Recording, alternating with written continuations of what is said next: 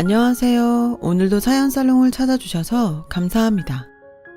70대 여성입니다. 하마터면 자식 때문에 억울할 뻔했던 제 이야기를 해보려 이렇게 용기를 내어 사연을 보내봅니다. 제 또래 여성들이 그러하듯 저도 한평생 아들과 딸을 낳아 제 인생을 다 바쳐 아이들을 위해 살았어요. 비록 넉넉한 형편은 아니었어도 아이들이 밖에 나가 기죽지 않게 제 나름 신경 써서 키워냈어요. 그땐 그것이 저희 기쁨이자 보람인지라 힘은 들어도 마음은 행복했어요. 남편도 많이 배우거나 하진 않았지만 천성이 착하고 성실한 사람이라 주변에서 남편을 도와주는 사람들도 많았고 그 결과 저희는 그럭저럭, 아니 이런 말 제 입으로 하긴 좀 부끄럽지만 저희가 중년의 나이가 되었을 즈음엔 다른 집보다는 형편이 좋아 꽤 여유로운 생활을 할 수 있었어요. 이렇게만 얘기하면 남들 보기에 저는 걱정 하나 없는 사람으로 보일 수도 있을 텐데요. 사실은 저에겐 한 가지 고민이 있었어요. 바로 아이들의 혼사 문제였죠. 둘째인 딸아이는 생각보다 결혼을 일찍 한다고 지금의 사위를 데려왔는데 글쎄 나이 차이가 무려 12살이나 나서 저희 부부를 당황하게 했어요.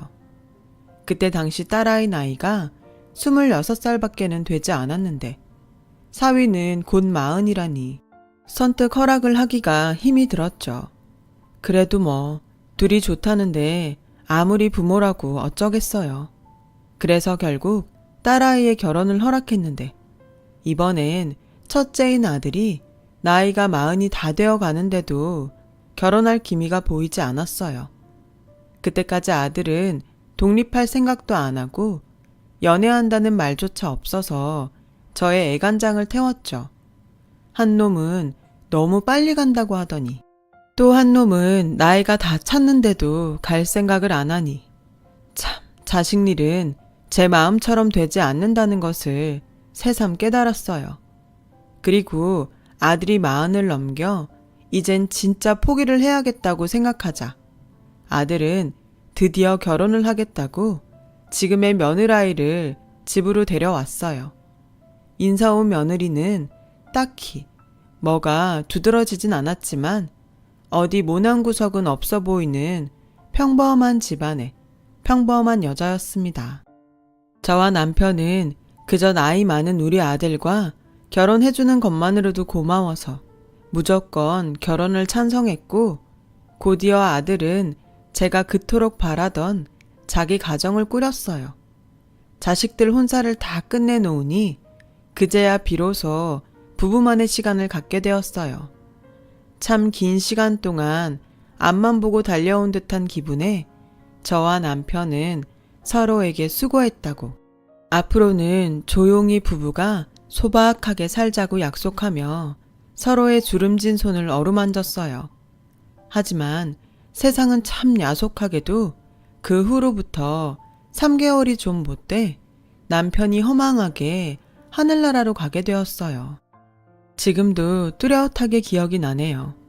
그날은 남편이 웬일로 늦잠을 자잖아 싶었었는데 뒤늦게 남편이 숨을 쉬지 않는 걸 알았고 그 길로 119를 불러 급하게 병원에 갔지만 남편은 영영 돌아오지 못할 곳으로 가버린 뒤였어요. 사망 원인은 급성 뇌출혈이었죠. 왜 하필 지금인가? 손과 발에 힘이 풀려 그 자리에 주저앉았어요. 그렇게 차가운 병원 바닥의 냉기를 느끼며 갑작스럽게 찾아온 이별을 감당해야 했고 남편의 장례가 끝난 그날 아들과 딸 내외는 모두 일상으로 돌아갔어요. 텅텅 비어버린 집에 홀로 남은 저는 그제야 혼자가 되었음을 실감했고 그저 귓가에는 이제 우리도 쉬엄쉬엄 여행이나 다니면서 남은 시간 유유자적하게 보냅시다 라고 말하던 남편의 다정한 얼굴과 목소리만 맴돌았어요. 그때였어요. 문득 혼자 남은 이 집이 이렇게 넓었나 하는 생각이 들대요.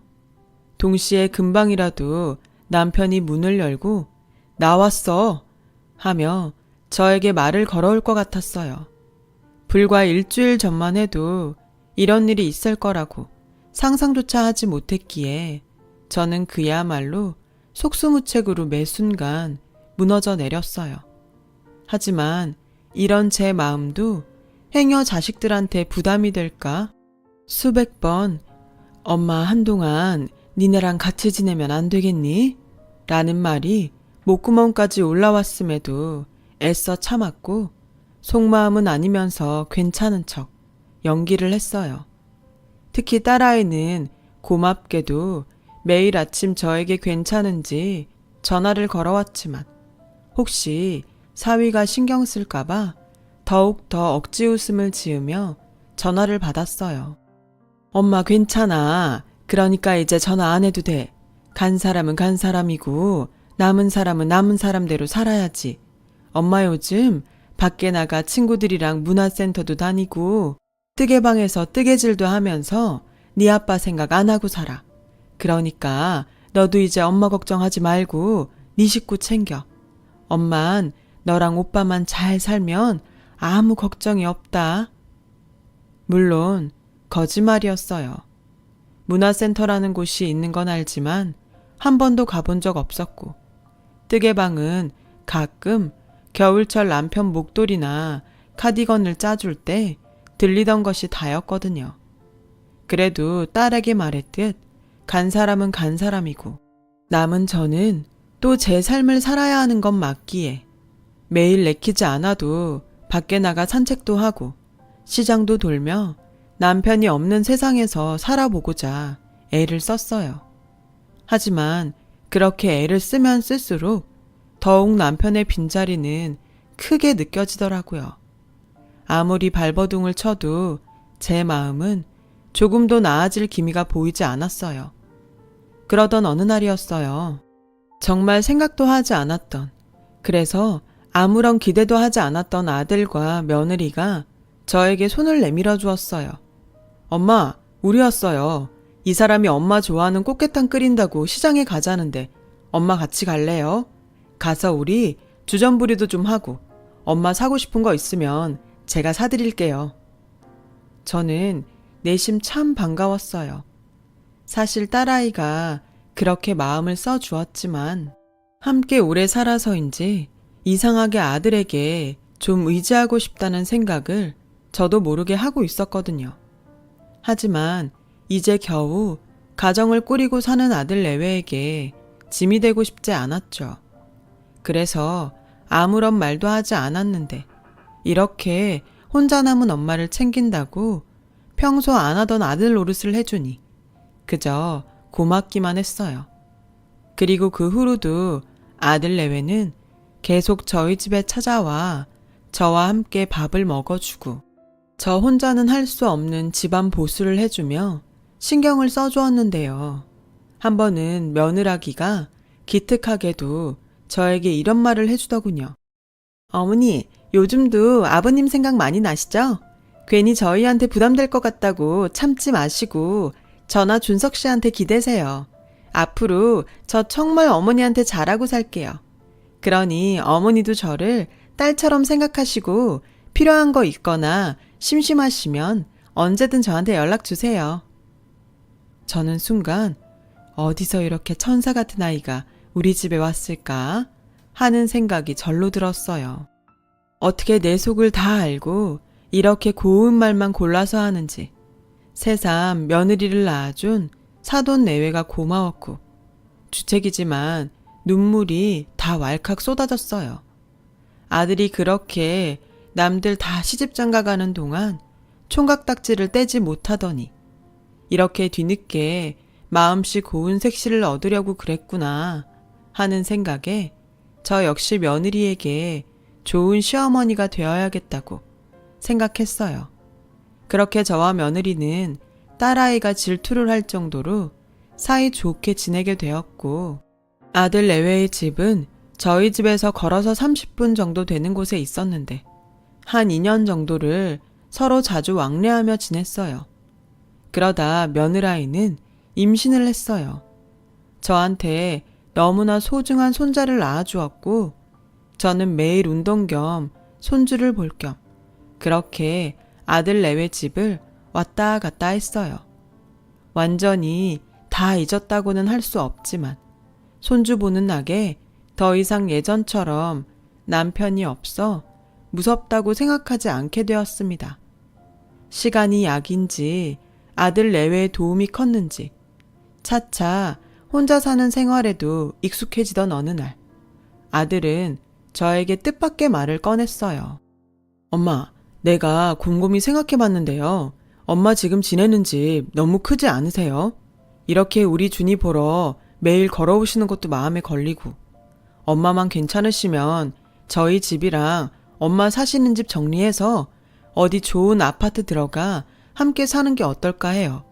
마침 적당한 곳이 매물로 나왔기도 했고, 집사람한테도 먼저 물어봤는데 엄마만 좋다면 자긴 너무 좋다고 은근 기대하는 눈치예요. 솔직히 고민이 됐어요. 아들 내외랑 함께 사는 것은 반가운 일이지만 남편과 함께 산 정든 집을 정리하는 건 한 번도 생각하지 않은 일이었으니까요. 그래도 손주와 함께 살 수 있다니 저는 너무 고민이 되었는데요. 그럴 때마다 아들 내외는 더욱 적극적으로 저와 함께 살자고 설득해왔어요. 어머니, 제가 앞으로 함께 살면서 어머니 더 많이 챙겨드릴게요. 사실 드시는 것도 일일이 챙길 수 없어서 그동안 제가 마음이 좀 그랬거든요. 어머님은 그저 이제부터는 편하게만 지내세요. 집안일이든 뭐든 제가 다 알아서 할게요. 그래요, 엄마. 엄마 이제 병원 가실 일도 많아지실 텐데 따로 살면 내가 불안해요. 아버지처럼 그렇게 허망하게 보내는 일은 다시 하고 싶지 않으니 제발 우리랑 같이 살아요. 네? 저는 아들 내외의 말에 그냥 넘어가기로 했어요. 아마 남편도 제 결정에 잘했다고 이야기해 줄 것 같았고, 무엇보다 다시 가족들과 함께 지낼 수 있다고 생각하니 남은 시간 저에게 큰 위안이 될 것 같았거든요. 제 결정이 떨어지자 아들은 마치 기다렸다는 듯 제가 살던 집을 처분했고, 동네 이름도 아파트 이름도 낯선 곳에 아들 식구와 저는 이사를 오게 되었어요. 40층이라고 하더니 거실 창문으로 밖을 내다보는데 어찌나 아찔하던지, 그럴 리는 없는데도 행여 뚝 하고 떨어질까봐 저는 두 다리가 후들거렸어요. 하지만 저만 빼고 아들 식구들은 뭐가 그렇게 좋은지 아무것도 모르는 손주 녀석까지 방글방글 웃는데 아이들이 좋아하니 제 마음이 다 흐뭇했어요. 그리고 비록 저는 작은 방에서 지냈지만 방에 누워 있어도 사람 소리 나는 것이 참 좋았어요. 하지만 역시나 세상 사는 사람 마음대로 되지 않는다고 이사 후 한 달이 되지 않아 무언가 슬슬 제 생각과 다르게 흘러가기 시작했어요. 엄마, 우리 주말에 준이 주사 맞히러 병원에 가야 하거든요. 근데 친구가 가족 동반으로 밥이나 먹자고 해서 저녁 먹고 들어올게요. 그래? 알았다. 어머니, 죄송해요. 제가 미리 알았으면 거절하라고 했을 텐데. 아니다. 나 신경 쓰지 말고 재밌게 놀다 와.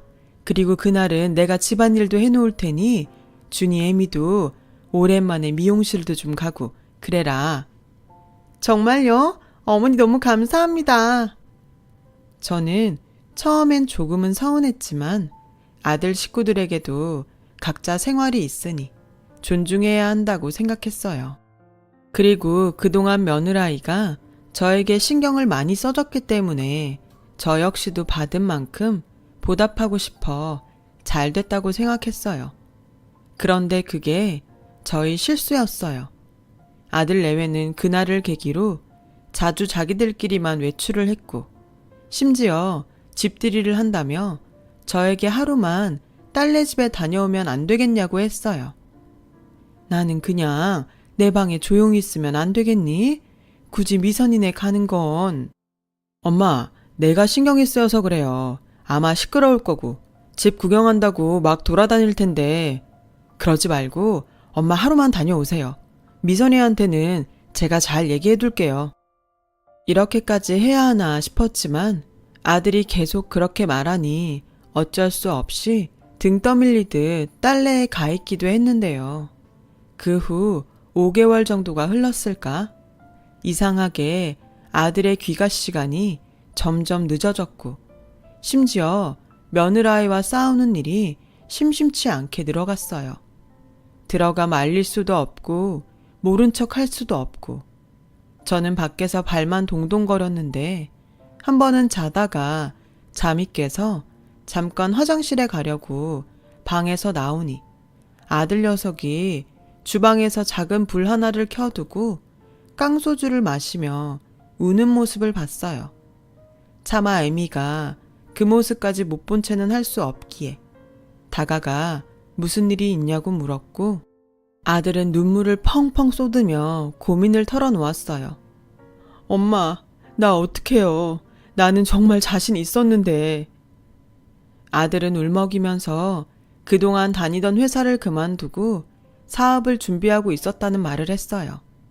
그래서 가족 동반으로 사람들도 만나고 또 집에 일부러 사람들도 초대해 나름의 투자를 최대로 끌어당겼는데 글쎄 함께 사업을 준비한 지인이 아들의 사업 계획서와 아이디어를 가지고 잠수를 탔다는 거예요.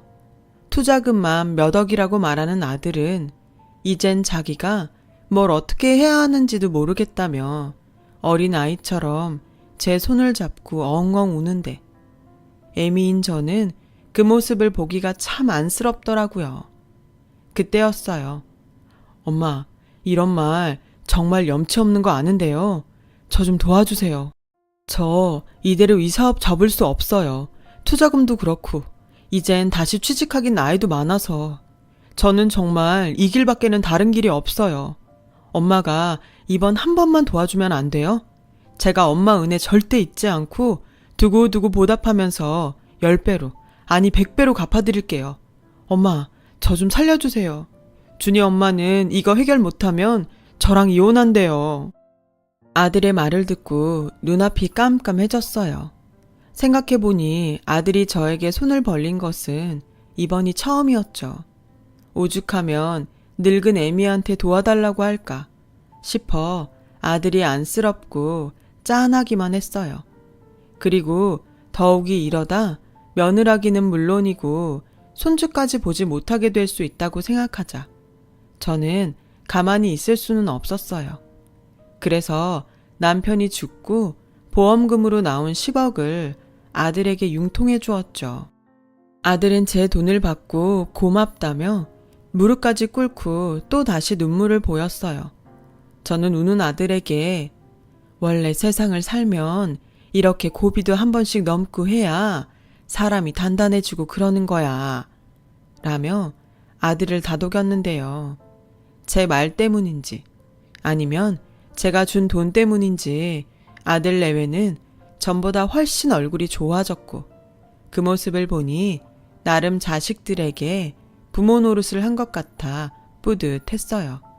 하지만 그것도 잠시 그렇게 고맙다며 저에게 잘하겠다고 약속을 하던 아들 내외는 점점 저를 대하는 태도가 변하기 시작하더라고요. 그 시작은 아주 사소한 것부터였어요. 저는 평소 아침잠이 많아 아침을 좀 늦게 먹었어요. 그동안은 며느라기가 고맙게도 실은 내색 한 번 없이 제 밥을 따로 차려주었는데 그날도 별 대수롭지 않게 일어나 식탁에 앉으니 어쩐지 며느라이의 표정이 일그러졌어요. 그리고 제 앞에 반찬이 든 접시를 탁탁 내려놓는데 저는 너무 당황해 어안이 벙벙 했는데요. 그런 저에게 며느라이는 수저를 내려놓으며 이렇게 말했어요. 어머니, 제가 다른 건 모르겠는데 아침상을 매일 2번씩 차리는 건 너무 힘들어요. 어머님이 저희 식구 아침 시간에 맞추시던지 아니면 어머님이 아침을 그냥 거르시고 점심을 많이 드시면 어떨까요? 뭐? 저도 좀 이해해 주세요. 알았다. 그동안 힘들었으면 말을 하지. 앞으로 내 밥은 내가 알아서 하마. 에이, 어머니가 또 그렇게 말씀하시면 제가 나쁜 며느리 같잖아요. 그러지 마시고 내일부턴 좀 일찍 일어나세요. 원래 노인분들은 아침잠이 없다고 하던데. 우리 어머니는 희한하셔. 분명 가깝게 지냈던 사이는 맞지만 갑자기 선을 훌쩍 넘는 며느라이의 태도에 저는 마음이 좋지 않았어요. 하지만 여태 힘든 걸 참고 다 했다는데 뭐라고 할 수는 없어 아들 내외의 아침 식사 시간에 맞추기로 했어요. 하지만 어쩐지 달라진 며느라이의 태도는 그 일뿐만이 아니었습니다. 빨래면 빨래, 쓰레기면 쓰레기. 전에는 한 번도 말하지 않았던 것들을 저에게 지적하며 뭐라고 했고 저는 점점 며느라이의 눈치를 살피는 신세가 되어버렸어요. 저는 이건 아닌데 하는 생각에 처음엔 아들에게 말을 해볼까 생각도 했지만 사업 때문인지 아들 녀석은 외박하는 일이 잦았고 좀처럼 말을 붙여볼 기회를 찾지 못했어요. 그때 저는 종종 베갯닛을 눈물로 적셨어요. 숨 넘어가는 거 살려놨더니 이젠 제가 필요 없다는 것 같아서 서운한 마음이 들었거든요. 그러다 웬일인지 일찍 퇴근한 아들이 저에게 외식을 하자고 권했고 저는 이번 기회로 아이들과 좀 풀어보고자 생각을 했는데 아들은 또 저에게 뜻밖의 말을 꺼냈어요. 엄마, 내가 아는 지인 어머님이 지금 요양원에 계신데 거기가 실버타운처럼 엄청 좋대요. 엄마 솔직히 여기서 외롭고 심심하잖아요. 준이 엄마도 이젠 시집살이 그만하고 편하게 살아야 할 때도 된 것 같고 거기 가면 엄마 또래 친구분들 많아서 엄마도 좋을 것 같은데 엄마, 요양원에 가신 건 어떠세요? 아들의 요양원 소리에 저는 심장이 쿵 하고 내려앉는 듯 했어요. 그리고 저도 사람인지라 아무리 부모 자식 사이여도 이젠 저한테 뽑아먹을 것이 없어서 나를 요양원에 보내나 싶은 마음이 들어 그날은 꾹꾹 참았던 화를 참지 않았어요. 처음부터 내가 같이 살자고 했니? 힘들 때는 도와달라고 하고 살려달라고 애걸복걸 하더니 왜 이제 네 늙고 가진 것 없는 애미가 필요가 없어? 난 절대 요양원 같은 데는 안 간다. 정 나랑 살기 싫으면 지금 사는 아파트 팔아서 내 집 판 돈 다시 내놔. 저는 손이 달달 떨렸지만 말은 그렇지 않은 듯 강력하게 했어요. 그러자 아들 내외는 물러날 기색은커녕 아주 작정을 한 듯 손주 녀석 교육이 어쩌고 하면서 저를 요양원에 보내려 하더라고요. 요즘 애들은 유치원부터 교육에 신경을 써야 하는데 어머님이 계시면 준이가 제 말을 안 듣잖아요. 워낙 어머님이 오냐오냐만 하시니까. 그래서 서운하게 들리시겠지만 환경을 좀 바꿔볼 필요가 있어요. 어머니, 우리 장손 생각해서 어머님이 좀 양보해 주세요. 그렇게 딸처럼 대해달라고 하더니 이제 보니 며느리는 타인도 그런 타인이 없더라고요. 저는 아들 내외의 어떤 말에도 아파트를 팔아서 돈을 주기 전까지는 절대 집을 나가지 않겠다고 버텼어요. 그러자 아들 내외는 한번 해보자는 듯 버티는 저를 마치 없는 사람처럼 행동했는데 그 모습이 참 사람을 여러 번 뒷목을 잡게 하더군요. 한 번은 식사를 하러 나갔더니 보란 듯이 제 밥이 없었고 다른 식구들 빨래는 다 해도 제 빨래만 계속 세탁 바구니에 며칠씩 있던 날도 있었어요. 그리고 언제부터인가 배달 음식을 시켜도 더 이상 저를 부르지 않더군요. 참 서럽고 또 서러워서 이래서 자식들한테 있는 돈 다 주면 안 된다고 했나 보다 라는 생각이 절로 들었어요. 그리고 작은 방에 고립되어 이대로는 못 살겠다 싶은 생각이 들었죠. 그 순간 딸아이 생각이 간절했는데 제가 혼자 지낼 땐 그래도 매일 전화하던 딸아이는 제가 아들 집에 입구부터는 새언니 눈치를 보는지 연락해 오는 일이 드물었어요.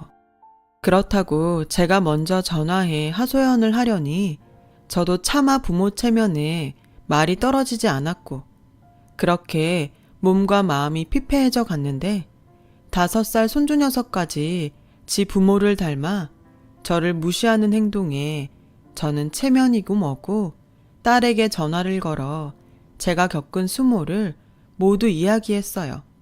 엄마, 그걸 왜 지금 얘기해? 여태 그런 취급받고 참았던 거야? 너 신경 쓸까봐 그랬어.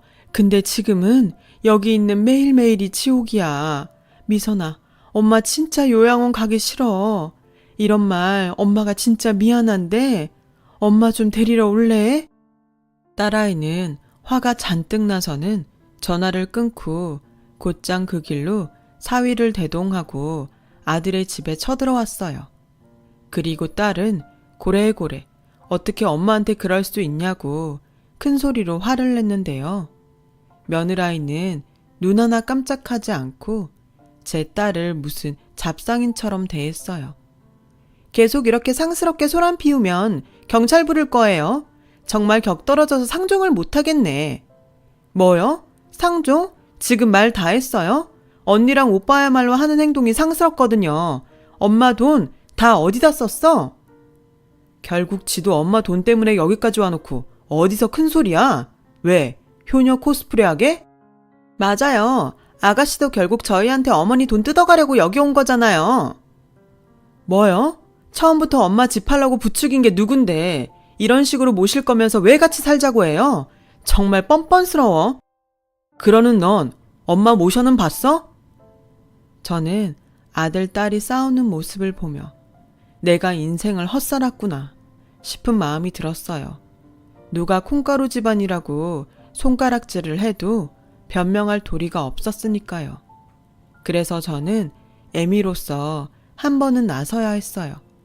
그래서 딸에게 막말을 쏟아내던 아들의 뺨을 세게 후려쳤고 눈에 잔뜩 독을 품은 채 이렇게 말했어요. 그래, 네 진심 아주 잘 알았다. 모신다고 어쩌고 하더니 결국 돈이었지? 근데 이건 몰랐을걸? 나 너한테 다 준 거 아니다. 나 건물도 있고 땅도 있어. 이건 몰랐지? 저라고 왜 모르겠어요. TV나 드라마에서 간이고 쓸개고 다 빼주면 결국 자식들이 서로 맞지 않으려고 싸우는 걸 몇 번이나 봤는데 그래서 저도 행여 이런 일이 있을까 해서 제가 가진 것을 모두 오픈하지 않았어요. 물론 내 자식들이 그럴까 하는 믿음이 있었지만 그래도 남편과 저는 젊은 시절부터 우리 둘만 남았을 때 아이들한테 손 벌리지 않고 저희끼리 살아가려면 역시 돈은 있어야겠다고 생각해서 열심히 돈을 모아 나름 건물과 땅을 사두었어요. 시간이 흐르니 생각도 못할 정도로 값이 오른 것도 있었죠. 우리뿐 아니라 당연히 후에 자식들에게 물려줄 부분까지 생각했었습니다. 하지만 자식들에겐 말을 하지 않았어요. 요즘은 삶이 길어져 우리조차 언제까지 살게 될지 또 그동안 돈은 얼마가 필요할지 모르는 거 아니겠어요? 내심 모든 걸 자식들에게 오픈하지 않아 미안한 마음이 있었는데 이제 와선 이 돈이 없었으면 어쨌을까 하는 마음이 절로 들었어요. 만약 아들이 제가 가진 것을 모두 알았다면 아들은 그 돈 역시 욕심을 냈을 게 분명해 보였어요. 내가 정말 남들은 그런다고 해도 내 자식이 그럴까 했다. 그래도 사람 일은 모른다고 해서 땅이랑 건물을 사놨는데 준석이 너는 내가 가진 게 아빠 돌아가신 보험금 그게 거의 전부라고 생각했지? 근데 있잖니 내가 이미 너한테 준 돈은 건물이랑 땅에 비하면 네 아들 간식값이야. 나중엔 둘이 똑같이 나눠주고 세상 하직하려고 했는데 이렇게 된 거 너 같은 놈한테는 한 푼도 못 줘. 이거 다 미선이한테 줄 거다. 미선이 너 내일 엄마랑 명의 바꾸러 가. 그리고 넌 절대 네 오빠처럼 엄마 버리면 안 된다. 너도 각 썼어. 제 말에 괘씸한 아들 내외도 아무것도 몰랐던 딸 내외도 너무 놀라 아무 말도 하지 못했어요. 왜 아니겠어요. 저라도 이런 상황이면 사태 파악이 늦어 그랬을 거예요. 그리고 저는 미리 싸둔 짐을 가지고 아들 집을 제 발로 나왔어요. 그러자 사태 파악이 된 며느라이는 맨발로 뛰쳐나와 저의 바지가랑이를 붙잡고 울면서 매달렸고 아들 역시 가는 저를 어떻게든 붙잡겠다고 신발도 짝짝이로 신고 나와 저를 붙잡았어요. 어머니, 오해세요. 제가 그동안 어머니한테 얼마나 잘했는데요. 제발 오해 푸시고 다시 저희랑 살아요. 제가 준이 아빠한테 절대 요양원 소리 하지도 말라고 말할게요. 어머니, 속상하게 해드려서 죄송해요. 엄마, 저 정말 잘못했어요. 엄마가 이 정도로 요양원에 가기 싫어하시는지 몰랐어요. 엄마 가기 싫으시면 안 가셔도 돼요. 저 정말 돈 때문에 이러는 거 아니었어요. 누가 봐도 돈 때문인걸. 지나가는 개도 알겠는데 아들 내외는 볼썽사납게 저를 붙들고 사정사정을 했어요. 그 모습이 얼마나 저를 비참하게 하는지. 결국 돈이 아니었다면 이렇게 가는 나를 붙잡기나 했을까 하는 생각에 저는 마음을 굳게 닫았어요. 한평생 지들 키운다고 얼마나 고생을 했는데 남들 자식은 그런다고 해도 내 새끼들은 그러지 않을 거라고 철석같이 믿었던 스스로가 한심했어요. 그래서 저는 그 길로 아들 내외와 죽는 날까지 보지 않겠다고 다짐하며 아들 내외의 핸드폰 번호를 차단했고 딸아이에게 건물의 명의를 해주면서 절대 네 오빠랑 새언니를 이 집에 발도 들이지 않게 하라고 신신당부를 했어요. 그러자 이 괘씸한 아들은 제가 딸 앞으로 해준 건물에 본인의 지분도 있다며 딸 앞으로 소송을 걸었더라고요. 딸은 이참에 저를 모신다고 가져간 제 재산까지 모두 토해내게 할 테니 걱정하지 말라며 저를 안심시켰어요. 남매가 재산 때문에 이렇게 법으로 싸우다니.